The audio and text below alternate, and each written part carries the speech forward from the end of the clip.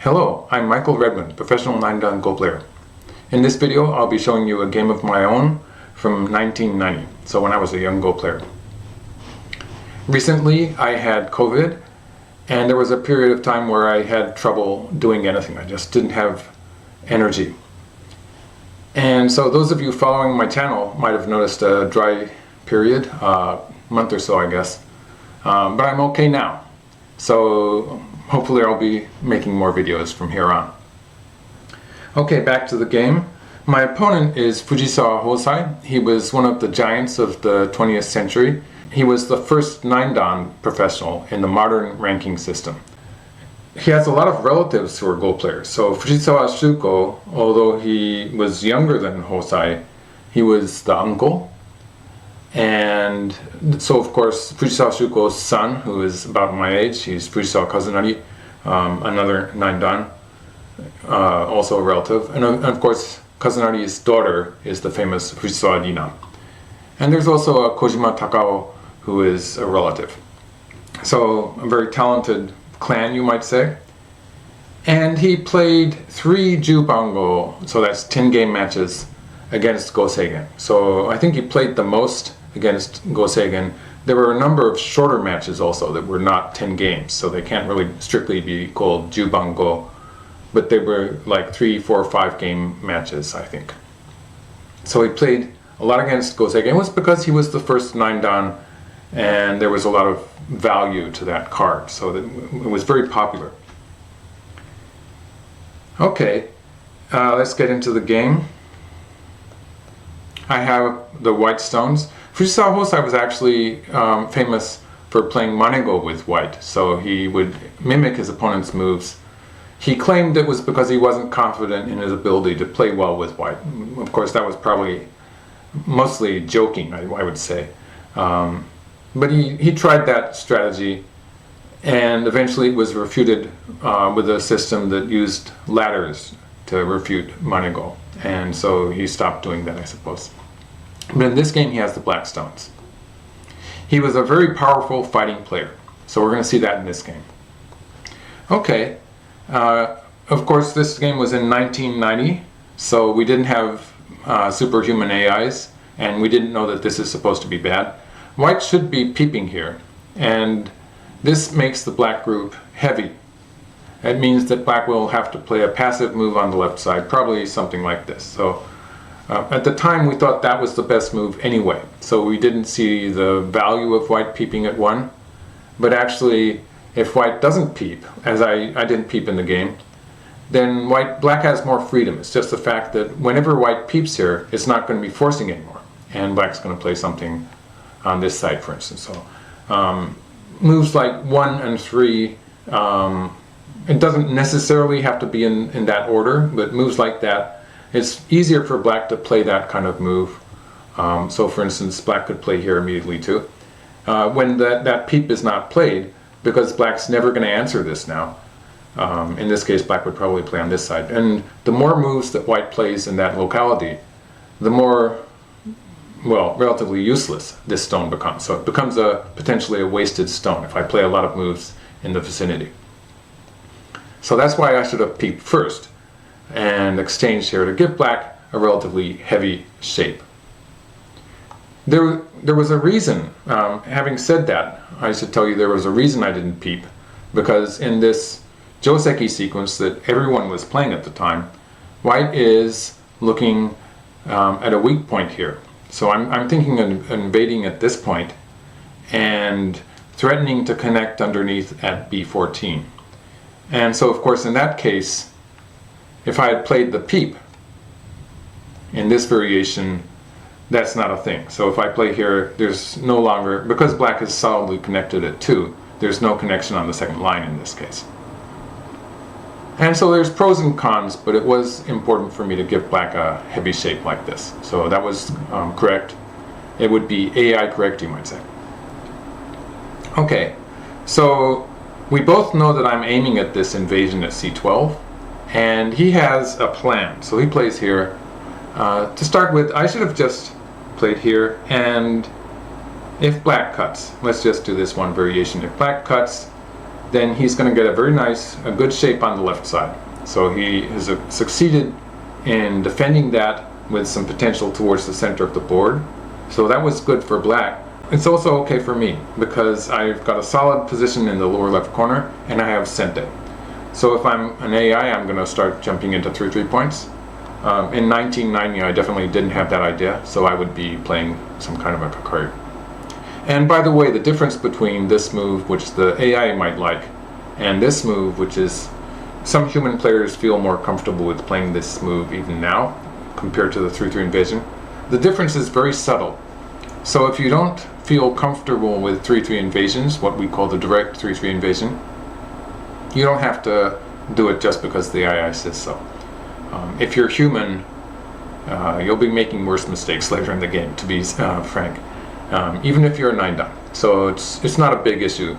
I think it's okay to play the move that you feel comfortable with. Okay, so I pulled back. That was a bit of a slack move. I just showed you how I could have taken sente and got to a big point. Of course, I was looking to play this move. This is the move that I wanted to play. That's why I'm playing these moves that I'm calling questionable. I was sort of riveted on playing this move. So black had this in preparation. So this is what black was preparing to play. The value of this move is that if I cover on the second line, the ladder favors black. So black will cut here, and I cannot capture this in the ladder. And so there's 2 things that I have to do at the same time. It gets busy. So I have this invasion on the left side. I can't really leave it. And that means black's going to be getting a good position on this side. And it's just not going to be good. And again, the fact that this is never going to be forcing, he's never going to answer it with a connection, it makes it relatively difficult for me to attack that black group. So I crawled. So generally speaking, moves on the second line in the early parts of the game, quite often they're not so good. So we're both playing on the second line, but especially white's moves, they're getting a bit redundant here. So I would say, like, just if I pulled back here to avoid that ladder issue that I was just talking about, this would have been better than the game. So black would have to connect up, and I would escape out maybe with something like this. And it would turn into a fight, a running fight. And I would have a weak group in between 2 weak black groups. So that's usually a good thing. It means that he has to defend both sides while I move out through into the center. So in some ways, I just have to play one move, and it affects 2 black groups. But there's also the complication that this white group isn't so strong either. There's an open 3-3 invasion here, which black can look forward to. So this would be the variation that black was hoping to get into when he played this attachment on the second line. He was setting this fight up, and it would be an even fight. So I crawled on the second line, cutting this stone off. So I was cutting off the black stone on the third line, but I'm doing it from underneath, so it's not affecting the rest of the board very much. So here I would like to play a double hane, but it's sort of problematic. If I play the double hane, there's going to be issues with him cutting here. Even if I capture the group on the left, it's going to be a bit painful. So for instance, something like this.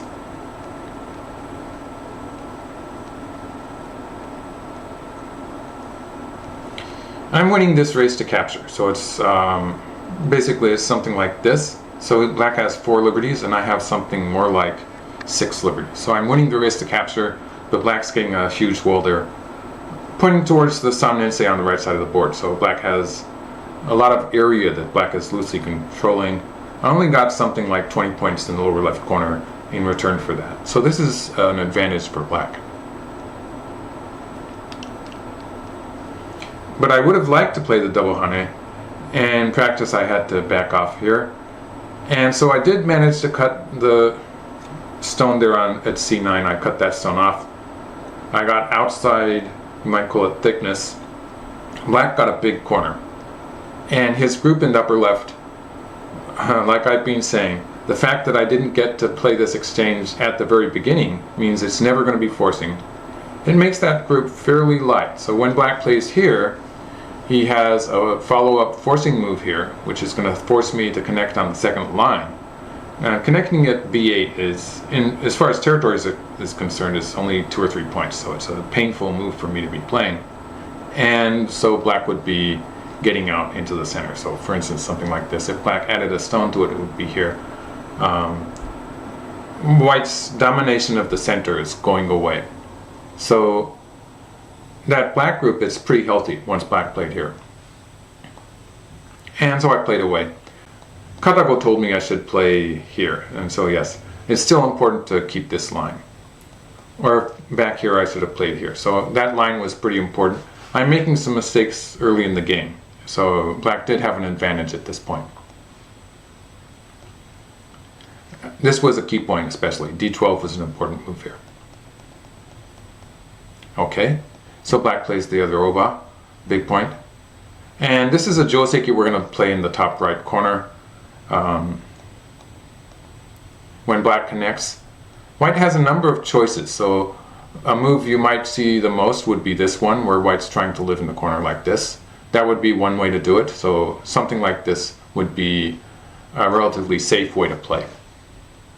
Or otherwise, when there's a wide top side like this, where this stone is a bit far away, it's a case where sometimes it's good to go down like this and slide, just because I have some more room there to do, for instance, something like this.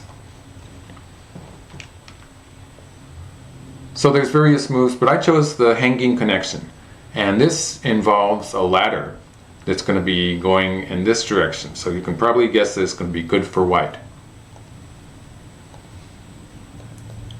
Okay, so I cut. First of all, there's this ladder, of course. So if black plays here, I'm going to be able to escape in the ladder. And there's a similar ladder in which black is going to try to take a white stone. Or no, white is going to take a group of black stones. So that's if black plays here. If this works, obviously the corner is going to die. But I can cut here and push, threatening the black stones on the right. And then again, white 10 is threatening to cut at S12 and setting up a ladder here. So again, it's a ladder pointing towards the lower left, which is a white wall. So the ladder works for me. So he pulled back. And this is a whole Joseki. It's probably, nowadays it would be considered satisfying for black, maybe slightly better for black in most board positions. And he plays here. So this stone is potentially a problem for black, and he's dealing with that by expanding on the top side to make a base for that black group, in the case that white moves out. We're actually going to see that in play. And I'm trying to attack this black group again. The fact that my peep is no longer forcing, we see, it's changing the way black reacts. Black didn't need to save that one stone, it's small now. And in fact, he's making use of it by threatening to push through here. So that's really good for black. Almost a perfect opening for black. And now I'm chasing his weak group. So this black group here, it only has a potential eye on the left side. So whatever black does on the left side, he can make one eye there, but he can't make two. And so it is a weak group. But my connection here sort of depends on my being able to handle this. So for instance, if black were to push through there, I would cut here, and I'd have a cut on the third line at C13. And so usually I can handle this.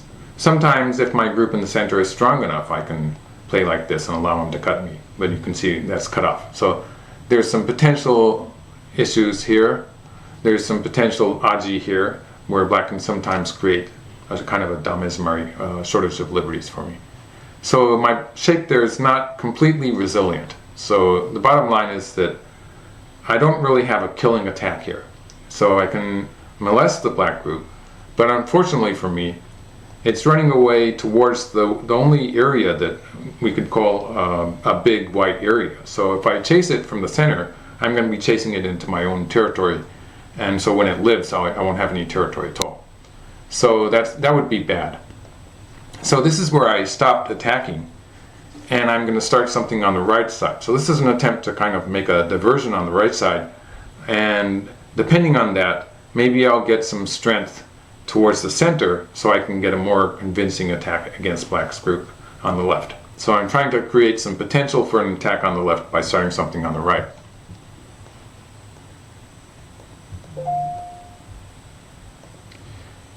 And here black has played the strongest local moves. He could have backed away by playing here. And that would have been okay. The ponnuki is not really a very effective ponnuki because black has stable positions on both sides. So actually my group there would be under attack. So this would have been good enough for black, but he's playing the strongest move basically because it works. Technically it works. So at this point, if I try to do anything with the 3 stones on the right side, let's give me this one, yeah. So I was threatening to cut at P16. So black had to save those 3 stones. They were important stones. So here if I play this one, then black has various forcing moves in the center. So a simple way to do it is just to connect. And if I continue here, he can capture this. Let's say he captures it in the net. I don't think he had a ladder. Yeah, but he did have a net. Okay, so that's good enough. Okay, so I played a hanging connection. So after this, black does have to defend the right side. And it didn't really work that well for me because it's about even, I guess, up to this point. But he has a very solid territory on the right side, which is over 30 points. And I find it hard to imagine that I might get in within this line. So already black has a territory line, something like this, and it's more like 35 points. And he has an area here which he sort of controls, something like a 10-point territory in this. White has this, and then the lower side is undetermined. It's not so big anyway, because black does have big endgame moves like this and this, which will take a lot of value away from this white area. So the bottom line is that I don't have enough territory, and I need to accomplish something with an attack in the center to catch up. So I peeped, and he peeped. So this was very sharp, a good move. And when I played here, I was trying to take away his eye space, but it's just not forcing anymore. So sort of similar to the peep on this side, maybe I played it too late because black just ignored it. And so up to this point, black has been playing almost perfectly, and I played some questionable moves. And so after this, I'm going to be talking about opportunities for black to finish simply without complicating matters. So this was one opportunity where black should have played here, and he can capture these 3 stones. So I would have a forcing move here maybe, but that would be it. So he would get the solid territory on the top. I already told you the right side is pretty solid. Black would have established a lead in territory, and I would try to attack the bottom side, but it's sort of difficult. I don't really have enough strength there on the right to have an effective attack. In fact, I might actually be thinking of connecting up like this. After which black would be able to do something,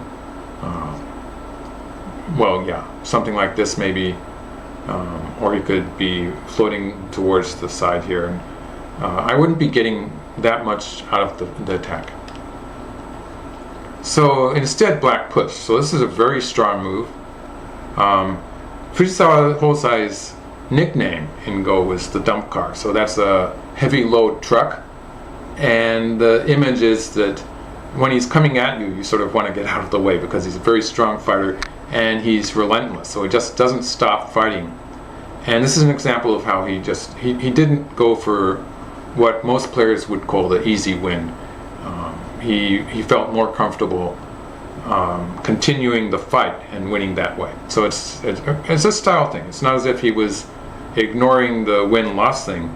It was more that he felt more confident in the fighting style. So I connect here, and there's a race to capture that could happen here. So if black plays here, this is going to be a race to capture, but 1 and 2, that exchange takes away a liberty from black. It's going to be bad. So he's going to actually lose. Just to keep it simple, we'll just do it in the center. But in this case, it's an eye against no eye, and black is losing the race to capture. And there's no way for him to escape. So he escaped first. Instead of playing the tari here, he escaped immediately. In this case, he has enough time to escape. So for instance, in the case that I play here, he's winning the race to capture. He's one move ahead this time. So it's a one move difference. Obviously, if he had wasted a stone at this point, then he would have lost by one move. Okay, so I have to allow him to connect underneath.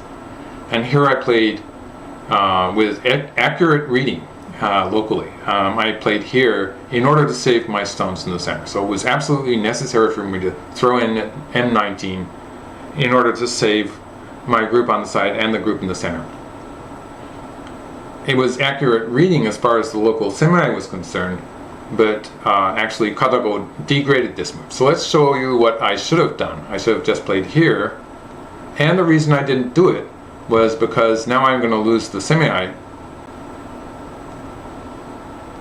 the race to capture. So 6 is a key point in this semi, in that it makes it difficult for me to fill liberties now.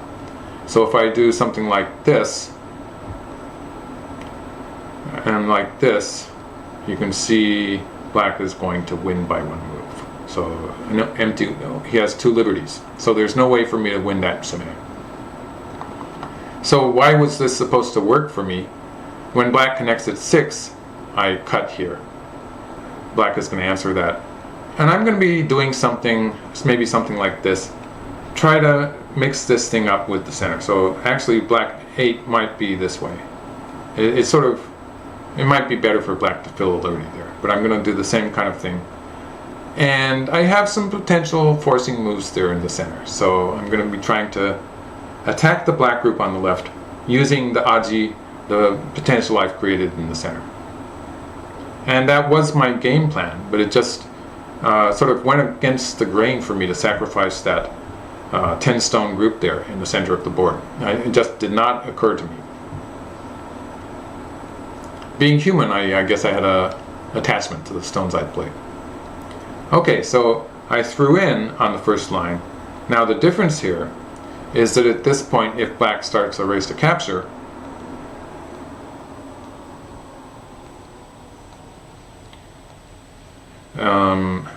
I'm going to play here. This is actually going to be a seki, so it's like this, and black cannot fill the liberty. Black needs to keep an eye. So this is actually a seki, but white gets sente, and I'm going to cut here. And because of the fact that it's a seki, black has to save these 3 stones. And my group on the top, for the time being, it's okay. So black has to save the 3 stones. Also, this group here is big. So maybe I can find a sequence where I use that attack in the center, the bad aji that black has, in order to step up an attack on black's group on the left. So even in the case that nothing special happens, I have a seki already. So there's some potential for me to be catching up as far as territory is concerned also. So this would have been a relatively good variation for me. Overall, the position still favors black, but it would have been relatively good.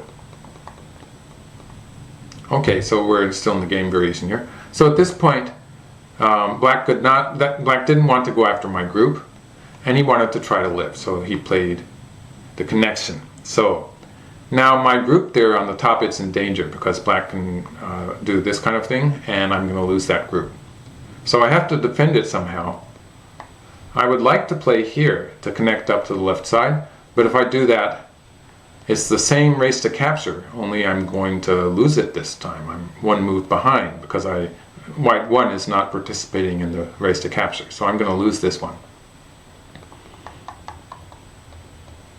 So I fill the liberty. Yeah, so as far as my reading, understanding of the local position was, this was correct, because if black plays here, now I'm going to win the race to capture. Actually, sorry about that. It's going to be a seki. So it's going to be like this. It's going to be a seki, and I get to cut here. So this would be a satisfactory variation for me, because I get to attack in the center. Instead, so this was the position I just showed you. So he made an eye here. So he made one eye for the group. He chased me out into the center for a bit, and then this made the second eye. So if he hadn't done that, I would have been able to play here and he can't cover at h19 because of shortage of liberties. And so I'm going to be able to kill this black group. So he needed a move there, but this move that he played, it actually threatens the corner. So this is going to be a bit maybe difficult for some players, but it's actually, there's a shape in the corner called the bend 4 in the corner. So bend 4 is usually a shape that's alive on the side or the center of the board, but when it's in the corner, sometimes it's dead. So, just to show you, if black plays here, the 2-1 point, the 1-2 point, the key point in the corner, I play here, black plays here. One of the points is that if I play here to try to make an eye, he can push in here as an Atari. And this is just dead, so whatever he does. So he can make an eye, he can play the connection, he could play away. It's dead, because black wins the race to capture in the corner. So the fact that I cannot play at 4 until I stop him from getting in at R19, it means that I don't have 2 eyes. So this is the kind of shape that you might usually think looks like a seki, but for instance in the Japanese rules it's ruled dead. It's called the bent 4 in the corner, it's just a dead shape. To simplify it, let's just simplify the outside shape. In actual play we would not play 6 or 7, but just to simplify things. And what happens here is white cannot do anything. Like this move or this move, they would be suicidal, right? They would just allow black to capture. So white can't do anything locally, and black can choose a time. It's actually a ko that starts, but black can choose when it starts. That means that black can, theoretically, at the end of the game, black can just get rid of all the ko threats and start a ko. So the ko is like this. Again, white can't do anything, and this is the bend 4 shape. And we get a ko, which black takes first. So if there are no ko threats on the board, that's going to be a death for white. So that's why the Japanese rules say it's dead. Incidentally, the Chinese rules allow you to play it out, so it has to be resolved in the game. Where were we? It was this one, yeah. So it has to be resolved in the game. In most cases, you get the same result. It's going to die anyway. In the Chinese rules, you actually have to get rid of the ko threats and then start this, and it will die. So it's the same result, whether it's Japanese or Chinese rules, unless there's some other special position on the board, in which case the Chinese rules can give a different result. Okay, so the point is that black can kill that group. If he wants to, he could have done it immediately, but I'm going to try to get that something in the center. So for instance, if I do this, if I can cut the 2 black groups off, that's this black group and this black group, I'm probably going to capture one or the other. So I'd like to cut them off, and that will be bigger than the upper right corner. So I have a chance in this scenario. I have a chance. So he's playing, for the time being, he's extending his group in the center. That makes sense. And I'm still talking about options that black had to play a bit more simply and still win the game. So this would be one of them. So he could have just connected. And yeah, so eventually I have to protect at 6. When he's connected, his whole group there is safe. And he can still move into my lower side. So this would be good enough for black to win the game. And it would have been relatively easy for most players to win this. But again, Fujisawa Hosai was a fighting-oriented player, and he didn't really enjoy this way of winning as much as just crushing his opponent in the fight. So that's what we're seeing here when he's playing a bit more actively. Obviously it's more dangerous, but he had very formidable reading powers, calculation, so he probably figured he could handle that. So here we have a black group. It's starting to look a bit isolated, but at any point black can start a ko here. So there's a ko here that is eventually going to be played to try to save that black group. And for the time being, he's trying to connect up. And it's surprisingly difficult for me to cut this off, basically because these white stones have a kind of a flimsy shape.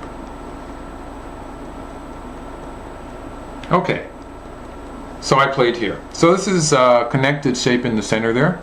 So I've saved that position, but there's a problem with this stone. So one way black could have gone for the win would be to play here. So this peep is a double threat. If I answer on this side, he can capture the stone on the right. That would connect up black's group. So if I answer on this side, this is actually impossible to capture these two black stones. If I play here and here, it might look for a moment that I've cut those stones off, but he has a snap back here. So that's just going to be a disaster for me. Back to this point, if I bump against him, it's still Miai. So if I connect on this side, he can play here and here. You can see I'm getting cut off at E4 or the 3 stones on the right.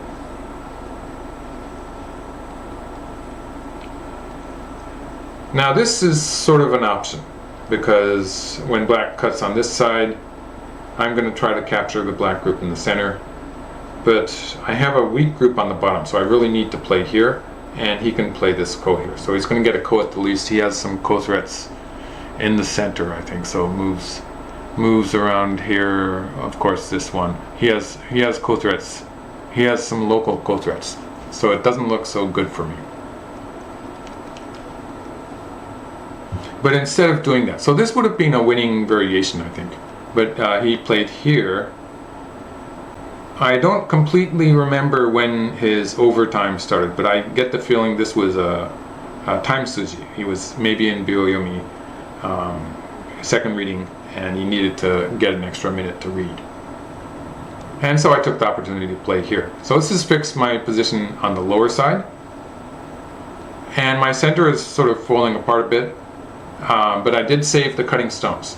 So what black has accomplished is that these two stones are going to have, it's going to take some work for me to save those 2 stones. So while I save those 2 stones, black is going to be able to make 2 ice for the group. So for the time being, the black group on the left is alive, just believe me.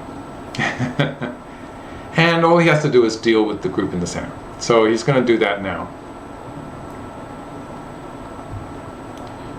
All right, yeah, so we started the ko.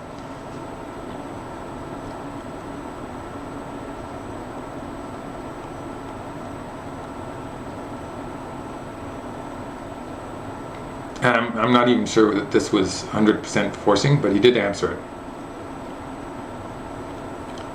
Okay, so with this move, it's not really clear whether it's a ko threat or not, but I'm thinking I'm going to attack the black group on the left side. I'm going to try to kill it. And he plays here, so it's really weird move where he could have just connected the ko, but it worked really well for black, so it might have been kind of a plan. I think one idea is that maybe he was going to exchange with this and establish a ko threat that was a bit more decisive. So that would be one way to look at it. But he might have actually been hoping for the game sequence in which I took the ko and we made this kind of a trade. The value of this trade for black, first of all, he's captured these stones. So if I connect here, he can play here and here. He's going to capture this stone. So locally, that's what he accomplished.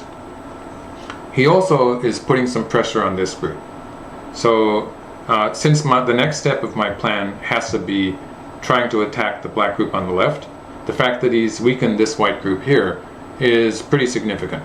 So by playing these 3 moves here while I won the ko, he took away my bottom side territory, so that's a pretty valuable piece of territory he's turned into a black territory, and I got these stones, so that was a trade. I killed these black stones, the 6 stones in the center. So that was a trade, but the extra value for black is that the white stones here, this white group, is weaker than it was. So he thinks that he's saving the black group by doing that. Okay, so black is starting to try to make eyes. And I pushed through here.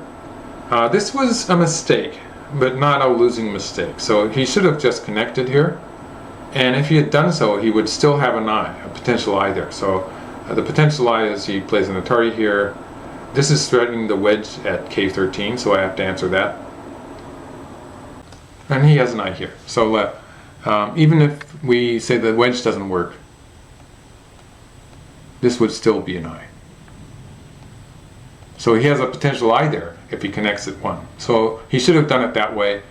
And if he had done that, if we made this into a life and death problem, I would be able to kill the black group. However, the fact that my group here is not alive means that eventually it's going to be a race to capture. So 1 is a valuable move in that case also, in that it's extending black's liberties in the center, and black would win the race to capture. So at this point I was still losing the game. He plays here and I play here. So I got some extra territory. So I've captured these stones, I've captured these stones. I lost the bottom side, so that was a trade. Locally I'm gaining points. And black killed this group. So this was probably the losing move. I already showed you how this is the bent 4 in the corner, it's a dead shape by the Japanese rules. But black could have actually played a defensive move, living with the group on the left, and it would have been good enough. So something like this, even if white lives on the left side, it actually looks a bit questionable. I probably have to cut it f8 here, and I'd be okay, but black would be able to play a big endgame move, and it would be a small win for black. In the game, let's get back to the game. So he killed the top right corner, so he was making, that's a huge move. It's more than 30 points, but it gave me the opportunity to kill his group on the left. It was the fact that I gained a lot of territory. Maybe he didn't have time to calculate the difference in the territory. He was still a few points ahead. So I'm going after his group. Okay, so you can see he's taking away my eye space also here. Alright, so he can capture the 4 stones, but that would be only 1 eye, because I would play at a15. Okay, same thing. a15 and a10, they're interchangeable points. Okay, and this was the Tetsuji that I used to save my group. So maybe I could have won anyway, but if I'd done something normal, like a move like this, it would have been a semi-eye, maybe a ko, I think it would be a ko. That's my guess. It would have been a close thing. But this Tetsuji, I used it to, well, I wouldn't say it lives, but in many cases it does live. Let's show you the living variation. He played here, I played here, and the whole idea with this is that if black pushes through here, I cut. So I'm threatening that stone at f2, he has to save it, and then I get a Matari, I get 2 eyes. So that's the idea here. That was the object of my sacrifice with the stone at g2, so the Tetsuji there. And black avoided that by connecting and cutting here. So now I don't have 2 eyes, but my liberties are extended. And black, for the time being, has to deal with this group. Now it's this group that's in danger, because it's not connected up yet. He also doesn't want to allow me to, this would give me a good shape on the bottom side. And in this case, I would probably be winning the race to capture, that, most likely. I've extended my liberties to a great deal on the bottom side. So he peeped, and I connected, he crawled, and he resigned here. So what's happening here is that I'm not alive, but I do have a big eye. So if black connects, I would connect here. This would settle the black group on the right, and I push through here. He can actually kill me. So locally I'm not alive, but I'm going to have a big eye here. So that's a lot of liberties that I can use to, I'm going to win the race with the race to capture against the black group. You might notice that that black group, it doesn't have so many outside liberties. Like there's 1, 2, 3 outside liberties.